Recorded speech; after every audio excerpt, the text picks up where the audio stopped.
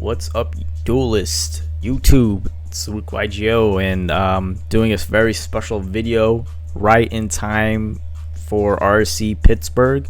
If you're going to RC Pittsburgh for the REDU event, Edison event, just want to wish you good luck, or a GOAT event. I think there's a GOAT tournament that weekend as well. Hopefully by the time I upload this, it'll be the Friday before the event. I'm gonna try to make that happen ASAP. That's why I'm recording this now.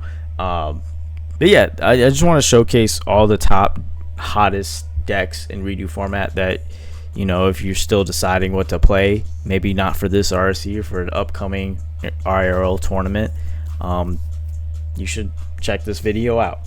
Take a screenshot of it and just you know, use it as a blueprint. If you don't like the list, it's okay, just use it as a blueprint, fix it to your liking, or I can also provide like a download link to the YDK file so you can upload it on Dueling Book. I'll try to figure that out. But yeah, Dino Rabbit, definitely one of the strongest decks in 2012 at that time. You know, just had some, it was simple, had a little bit of control aspect, and you know, Rabbit was at 2, but it was still powerful. You can make Rabbit 2 level 4 dinos, makes YUGIOH Doka like 2 of the best rank 4s in REDU format, having a solemn judgment on legs, or like an effect negator, thus making them very effective against Inzektors and Windups, you know, backed up with a lot of trap cards, and you play the tour guide engine to be able to make another rank 4 dino, making the Levier to special summon the Rabbit from your banished zone and using the Rabbit again. That was such a very powerful play, which makes it a very good strong contender. Downside is deck is kind of inconsistent at times. You do kind of rely on drawing the rescue Rabbit and having some proper back row to see out the duel, and could struggle against, like, could easily struggle in the grind game, because it was very easy to bait out the Logia negate, and then you just have to deal with the spells or traps that they set. Like Windups,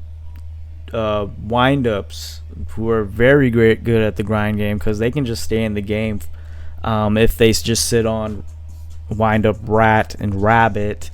Also does have weaknesses against bigger monsters, like anything over like 2500 or more. Dino Rabbit just struggles, because what are you gonna do when you're facing down like a Machina Fortress? You draw into Rabbit. What do you make there? Like, you can make a Gem Knight Pearl, run over it. Okay, then you lose your Gem Knight Pearl to Machina Fortress.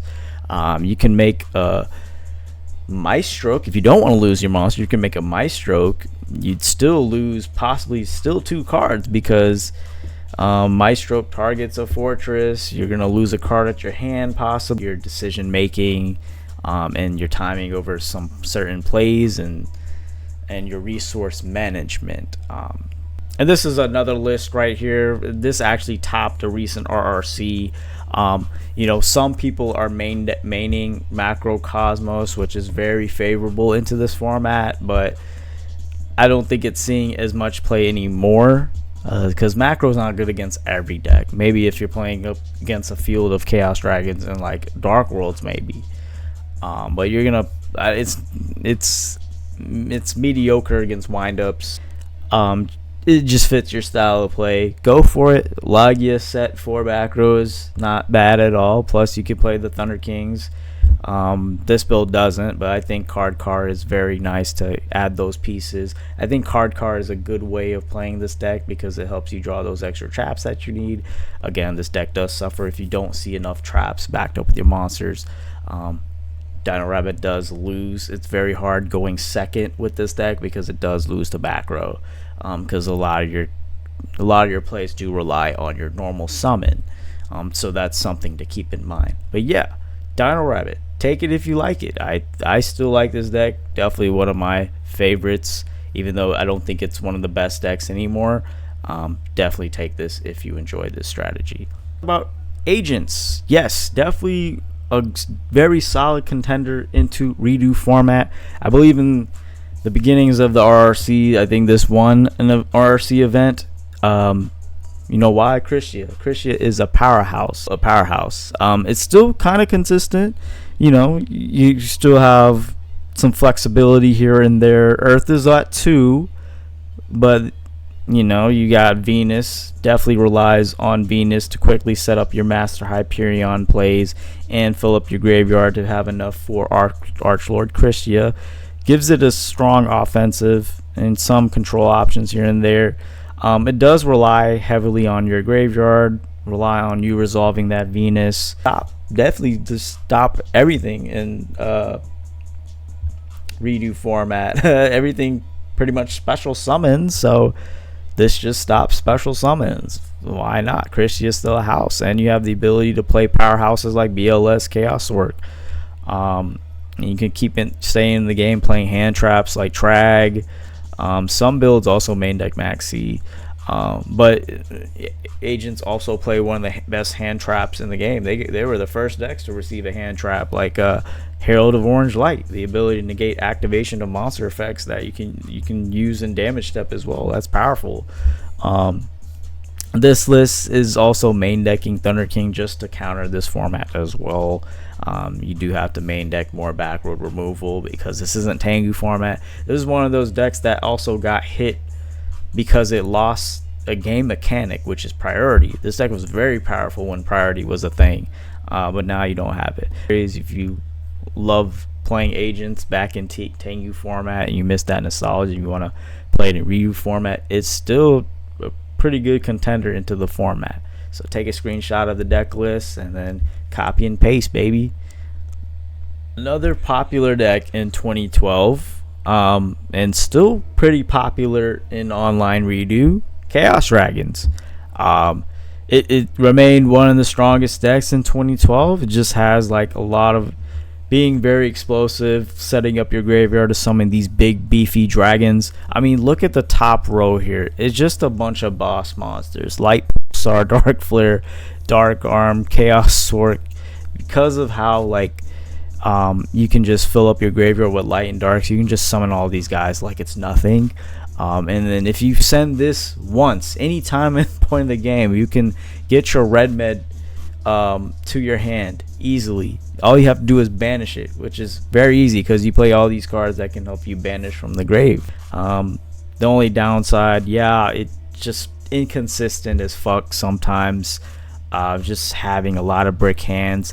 Any Lightsworn deck like this, any deck that kind of plays the Lightsworn engine that has to rely on those Lightsworn mills, it's gonna be inconsistent because stuff like that, it's just lottery at that point. You're just playing the lottery.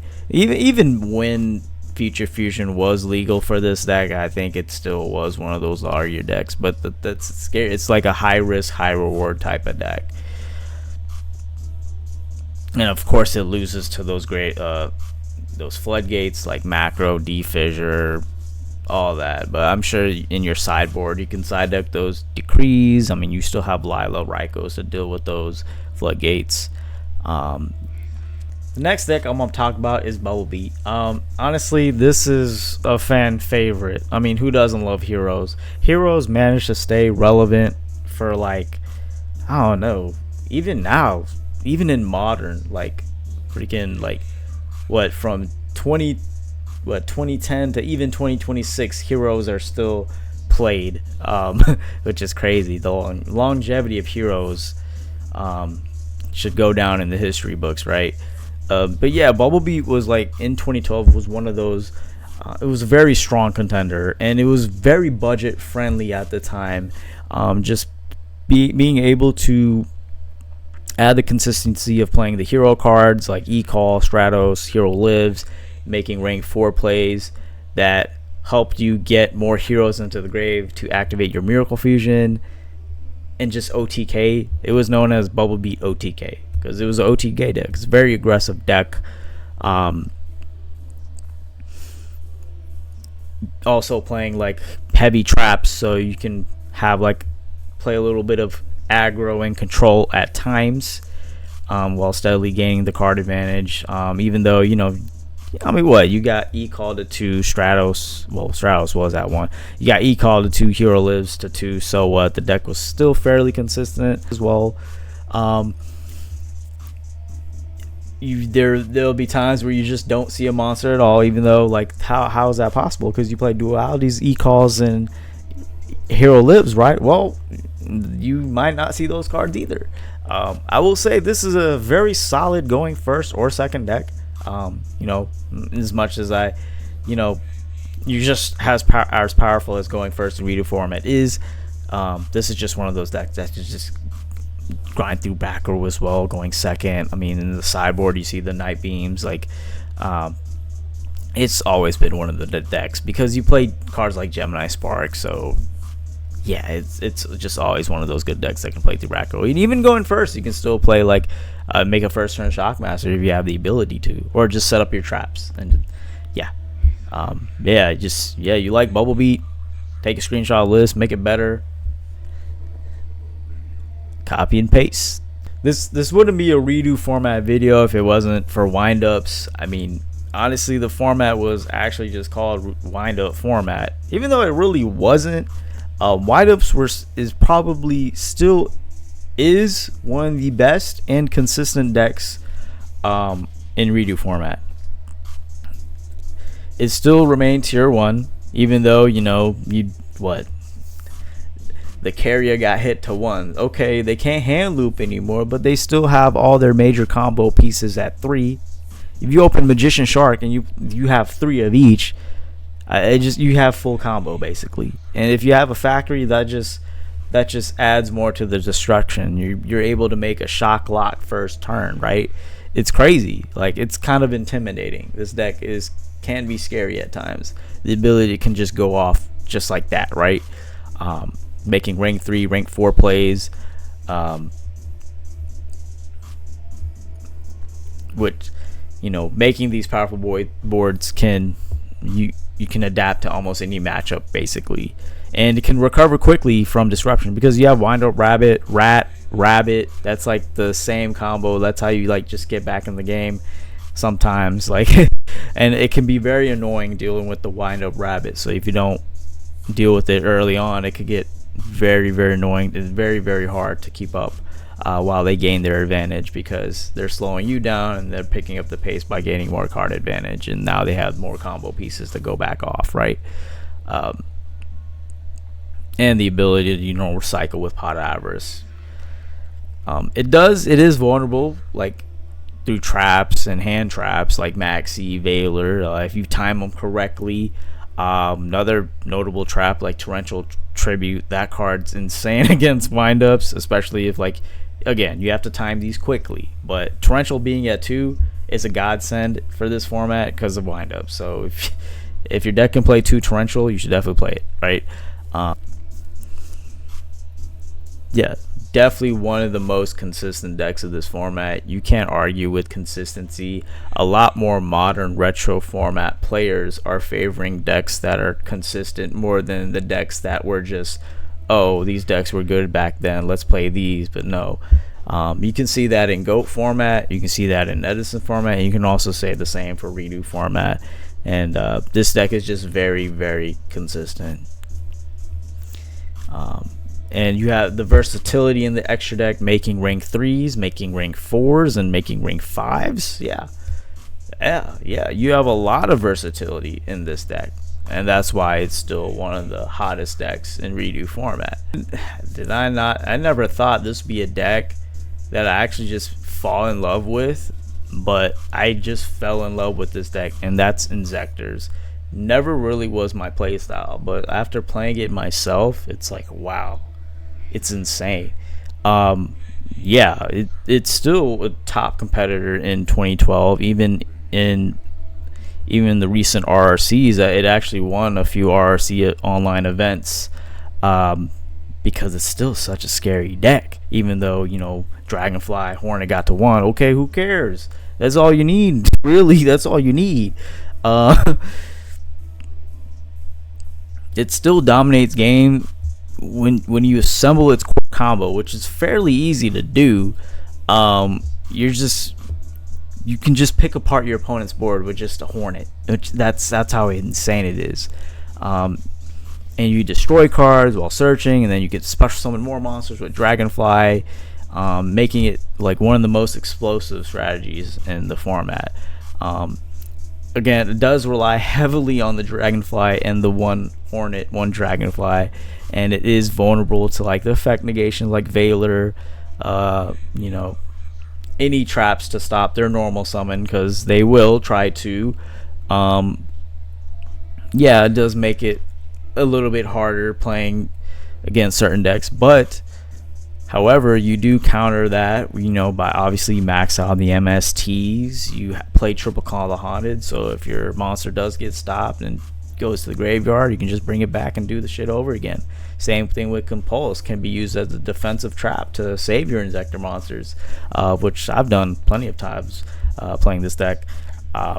And then, you know, some builds play like the Armageddon and Mystic Tomato package. I know Ayla Masters played that in his list. I think other players have played it too. I like the card because it actually grabs your pieces. But yeah, it's like, I think it's a solid going second deck, especially if you have the right pieces. Especially if you're playing against a deck like Geargia, you're just set armor, I'm gonna pop that shit. Going first, it's okay still, because you can still set up your pieces, right? Card carve, set some back row, and then pass, right? But yeah, still overall solid deck. Has a lot of versatility, making rank 3s, rank 4s, rank 5s. Being able to play with Defissure, because the Inzektor monsters as equipped spells are treated as spells, so they'll go to graveyard under Defissure, which is crazy, which is good to know for any upcoming events. Hopefully that's how they're ruled, right? And yeah, the fact that another strong, what makes Inzektors very strong too, is that even though their effects to equip for an Inzektor monster from hand or graveyard are once per turn, the effects that they get when the equipped monsters are sent to the graveyard, they're not once per turn.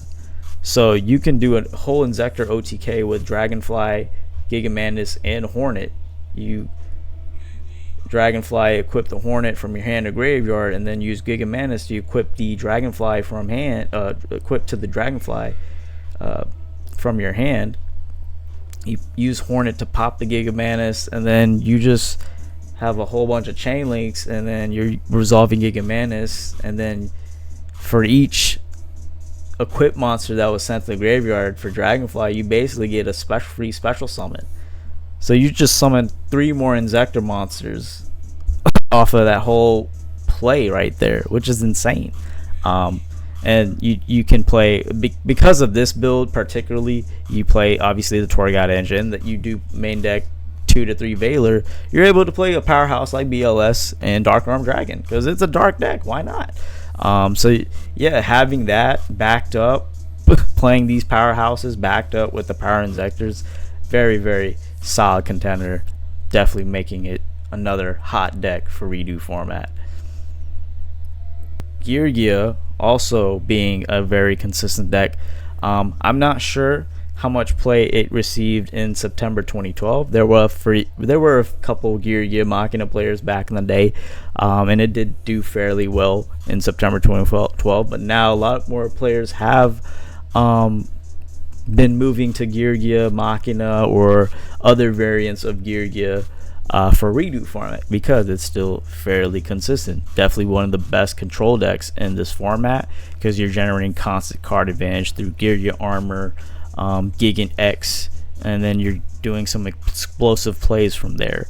And playing the Machina engine definitely supplemented the deck a lot to help deal with some problem cards or problematic matchups that, you know, pure Geargia can't deal with. Plays a little bit more hand traps. I think this topped a recent RSC. But yeah, cards is very good in this deck, because you want to grab more pieces. But yeah, you're able to search. You're basically like you're basically out-resourcing your opponent, having searchable machine monsters, being able to search a Machina gear frame off Gigant, or searching the accelerators, keep going, making rank 4 plays,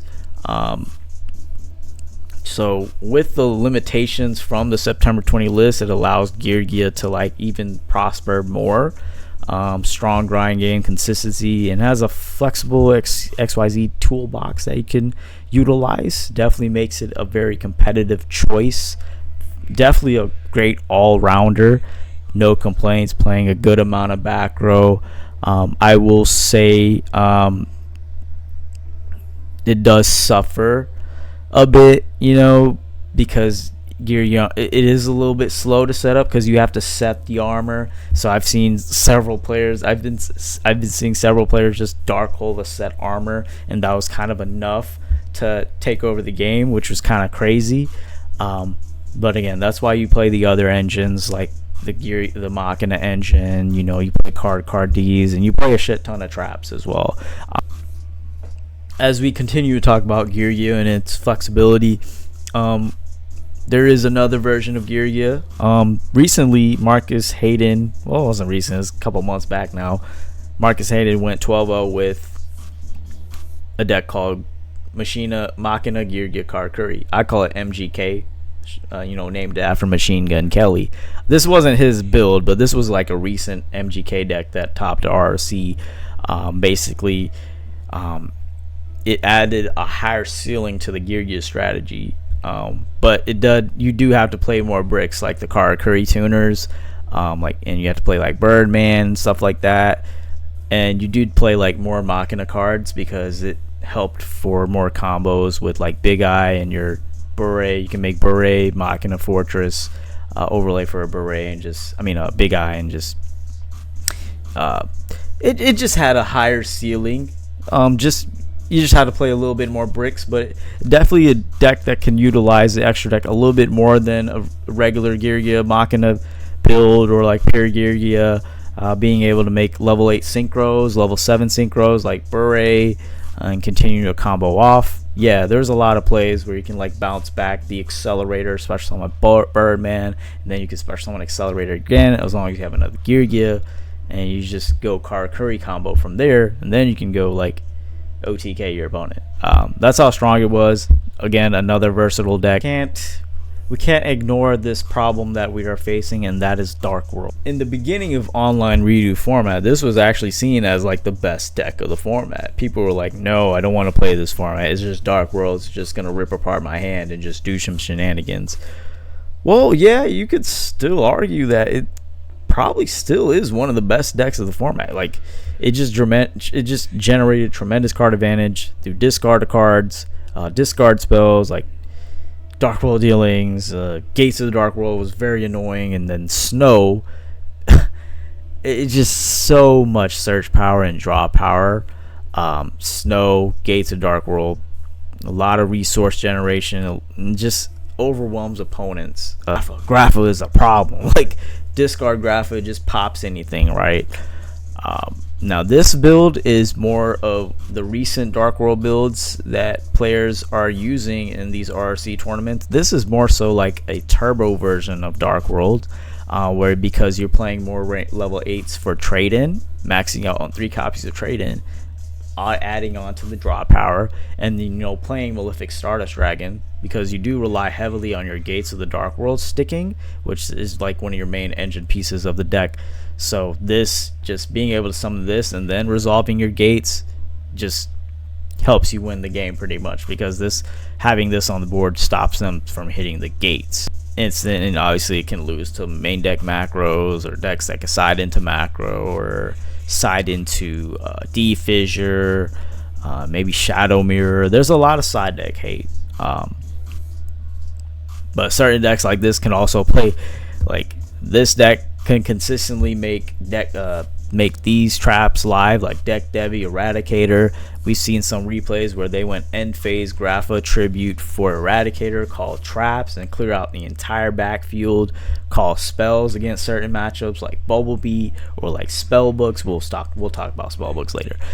And Deck Devi just clears, like it actually is very good in this format, honestly. If you're playing against a field of a lot of Geargia windups, maybe Inzektors, Six Samurai even, this card cooks. Deck Devy's insane in Edison, but it's still a sleeper in Redo. Having that powerful recursion with Grapha and like being able to draw so many cards, it makes it a very dangerous deck in this format. The ability to ground through resources makes it a very, very strong contender. Very, very hot deck.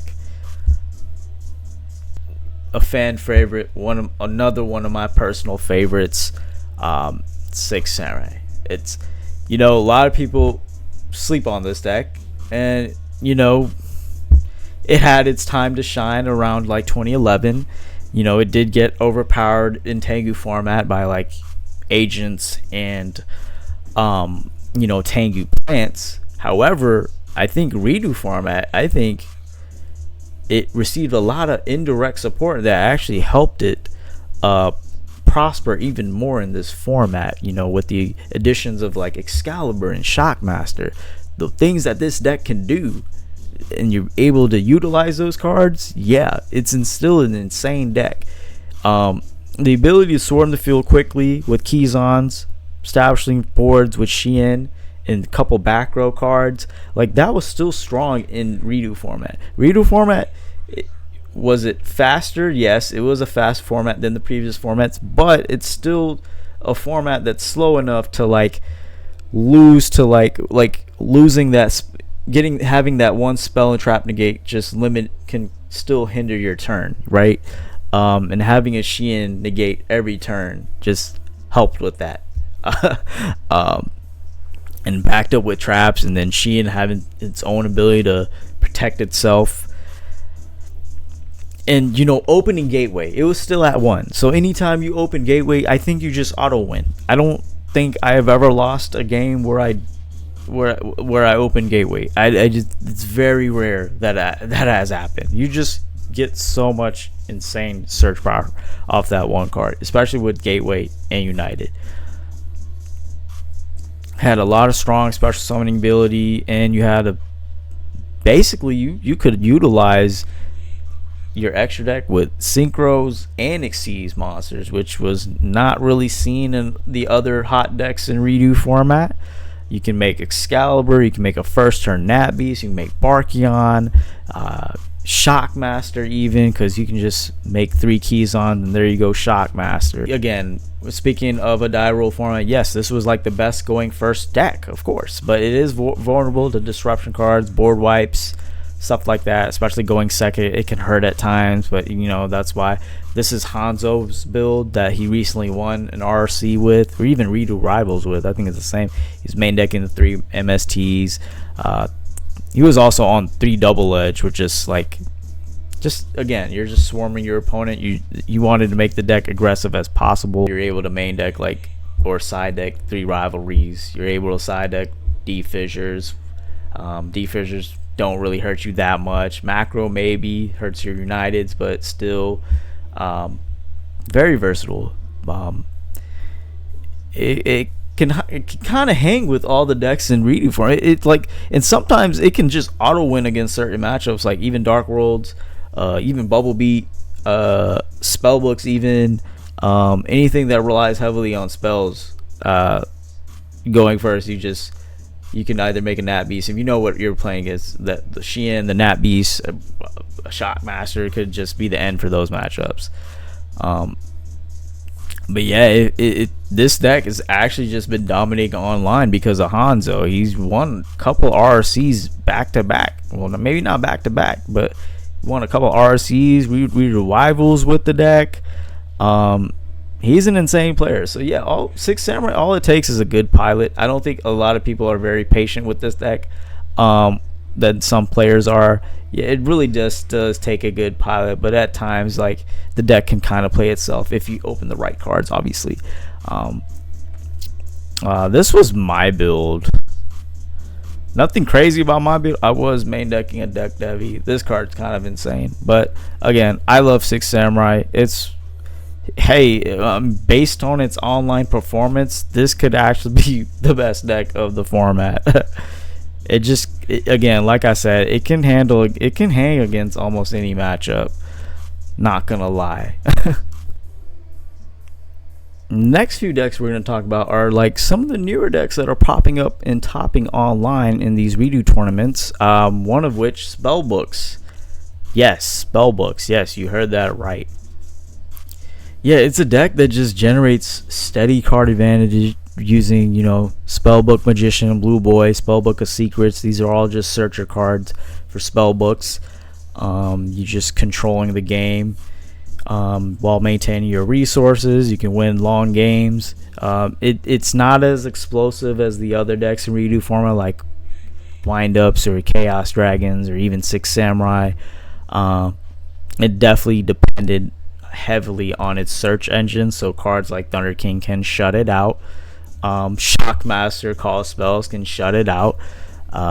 It was still consistent, and it still was strong because of High Priestess, its ability to special summon herself just by revealing 3 spells. You summon her, and she can like out anything. She just banishes a spell book from the hand or graveyard. You can target a card on the field and destroy it. It's very good. Still makes it a very consistent competitive strategy if you want to play this type of deck. It doesn't get maybe later past redo format. It becomes one of the best decks, obviously. But yeah, seeing it win in RRC was a very much of a surprise to me. Like if you're playing against Spellbooks and your deck can make Shockmaster, you just call spells and boom. But yeah, it's surprising that it saw one, and you know that it shows that it's a strong contender into the format.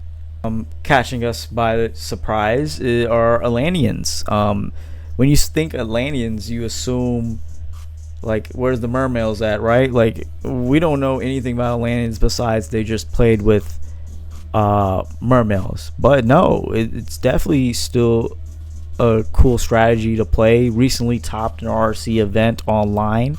They have resource generating effects like what with the Atlantean monster, especially with multiple dragoons. Because anytime they're discarded to activate other effects, water monster effects, they get their effect basically.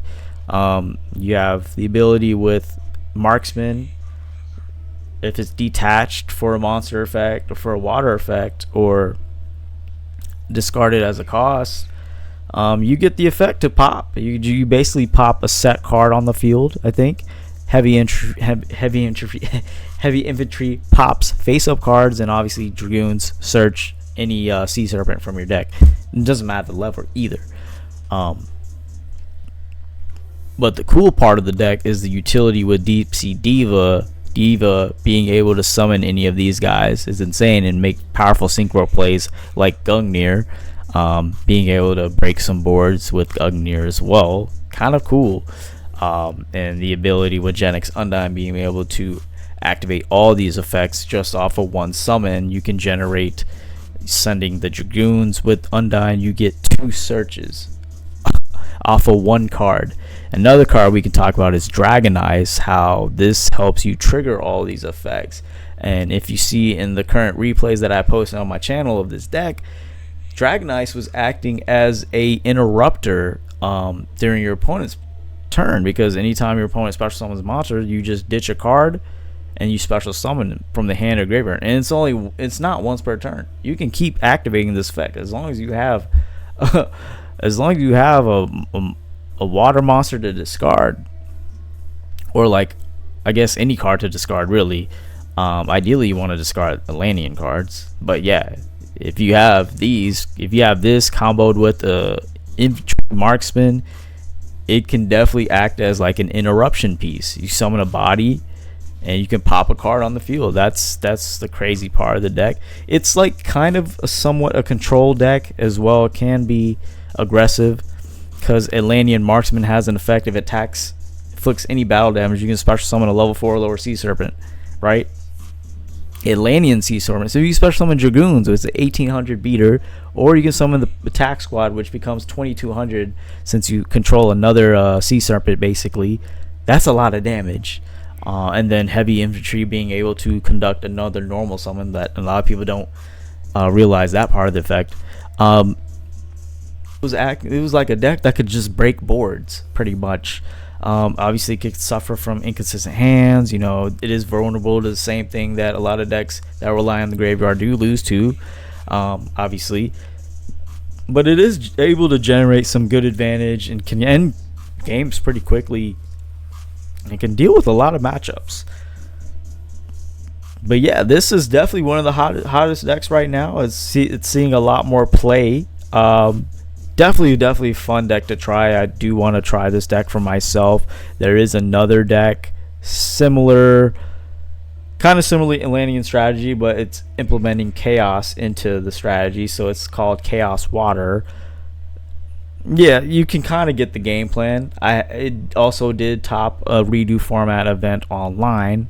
I'm not sure. I don't have any replays from this deck, but yeah, this is a very interesting deck as well, using playing cards like Catsit with also just combos with Dragon Ice, being able to utilize the Chaos monsters with, you know, the Atlanteans. So interesting deck. I haven't seen much play from this deck, but I wouldn't be surprised if you see someone playing this in the next event. This deck is called Beast Aggro Machine, aka Ground Soil Machina, aka BAM. This is definitely, again, this obviously has to be one of the hottest decks in redo format, because the past RRC that I covered, it was nothing but bam, bam, and bam. It's basically, it's a unique strategy that people recently came up. I think it's very recent. Again, like when players explore older formats, they continue to come up with new strategies, and the Ground Soil Machina is one of those newer strategies. Adding the consistency of the Machina engine with Grand Soil added a lot of advantage. Grand Soil being able to revive powerful monsters, big monsters, and being able to make big pushes each turn is crazy. The ability of this deck, it can just churn out 5 Earths in grave pretty easily, because you're playing the double card trooper. You do play Maxi, which you can actually just discard at any point if you need that 5th Earth, right? And then obviously card D, and then, you know, Machina Fortress, you can discard basically discard a Earth Machine, and you can special summon itself as well. That's how easy it is to summon a Grand Soil in this deck.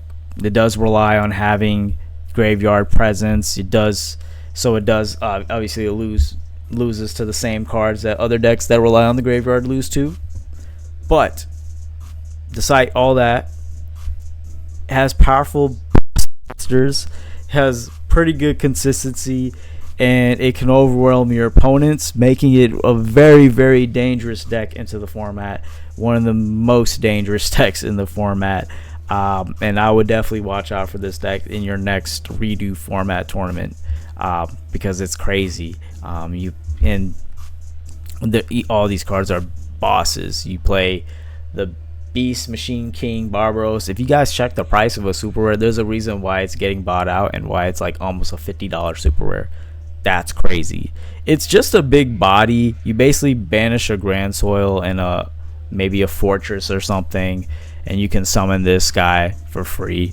It's just a big body that can get over anything. It doesn't deal any damage, but it doesn't matter because it gets over everything, right? And it's a level 8 for your trade-ins, and you can make your rank 8 Heliopolis plays, which just pretty much ends the game once this card is summoned. Every time I saw it in a replay, they summon Heliopolis, the game is over. So beware. Deck also plays a lot of hand traps, Veilers, Maxis, Tragodias, Gores. You gotta be wary of that, but it definitely does want to generate a lot of hand advantage. So you can abuse the Machina Fortresses, you can abuse Tragodias as well, making big beefy Tragodias at times. And yeah, this deck is a powerhouse. So be prepared. Other than that, guys, thank you guys for watching this long video. Hope you guys enjoy RRC Pittsburgh and the next upcoming RRC events in the future, or any RRC online tournaments. Hope you guys enjoy and use this video as a way of grabbing some deck lists, or if you're not a big competitor, if you just want to play redo format for fun. Again, this video was for you to just gain some knowledge. take some screenshots, take some deck recipes, and maybe customizing it to your liking. Thank you guys, and good luck at your next tournament. And that's it for me. Like and follow me on social media. I'm on Facebook, Instagram, and TikTok. And yeah, thank you guys. Peace out.